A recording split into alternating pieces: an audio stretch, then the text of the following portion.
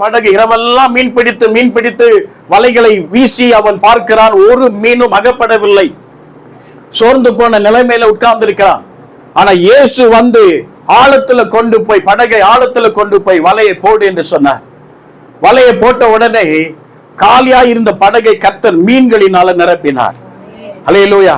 வேத அறிஞர்கள் சொல்லுகிறார்கள், அந்த இடத்தில் மீன்கள் இருக்கவில்லை, இயேசு சொன்ன உடனே மீன்கள் உருவானது என்பதாக. காலியா இருந்த படகை மீன்களை உருவாக்கி கர்த்தர் அதை நிரப்பி அவனை ஆசீர்வதித்தார். மனுஷர்களை பிடிக்கிறவனாய் உன்னை மாற்றுவேன் என்று வாக்கு கொடுத்தார். பேதுருவுக்கு அவ்வளவு நன்மைகளை செய்தார். ஆனா இதே பேதுரு ஆண்டவரை மறுதலிச்சான். கடல் மேல் நடந்து வருகிற கிருபை ஆண்டவர் கொடுத்தார். ஆனா இதே பேதுரு இயேசுவை மறுதலித்தான் என்று வேதம் சொல்லுகிறது. உங்க வாழ்க்கையில உங்களை ரட்சித்தவர் யார்? இயேசு. குப்பையில இருந்த உங்களை தூக்கி எடுத்தவர் அவர். ஒருபோதும் இயேசுவை மறுதலிக்காதீங்க. மறுதலிக்க கூடிய சூழ்நிலை வந்தாலும், ஜீவன் போனாலும் இயேசுவை மறுதலிக்க மாட்டோம். இல்லைங்க.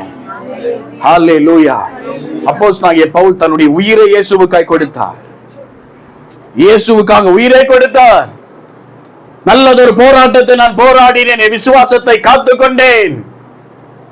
அவருடைய ஓட்டம் முடிய போகிறது என்பதை ஆவியில் அவர் உணர்த்தப்பட்டார்.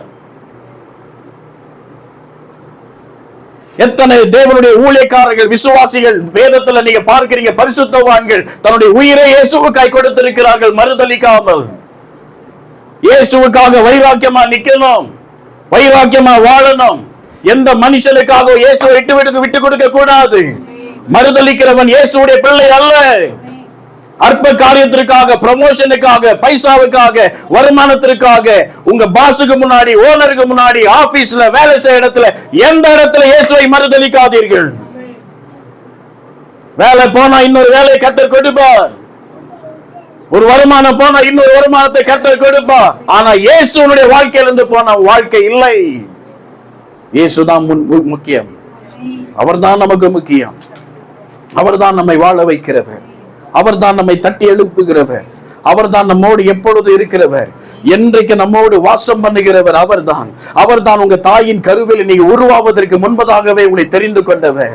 உங்களை பேர் சொல்லி அழைத்தவர் அவர்தான். மறக்காதவர் அவர்தான். நேசிக்கிறவர் அவர்தான். நேசித்துக் கொண்டே இருக்கிறவர் அவர்தான். விலகாதவர் அவர்தான். கைவிடாதவர் அவர்தான். அவர்தான் இயேசு. இந்த இயேசுவுக்காக நிக்கணும் வைராக்கியமா. வாழ்க்கையில எந்த சூழ்நிலையா இருந்தாலும் மறுதலிக்க கூடாது. அதான் நம்முடைய வாழ்க்கையில கர்த்தர் எதிர்பார்க்கிற ஒரு காரியம். மறுதலித்தால் பிதாவுக்கு முன்பதாக கர்த்தர் இயேசு உங்களை மறுதலிப்பார். அதான் பைபிள் ஆண்டவருடைய வசனம் வருது. அல்லேலூயா.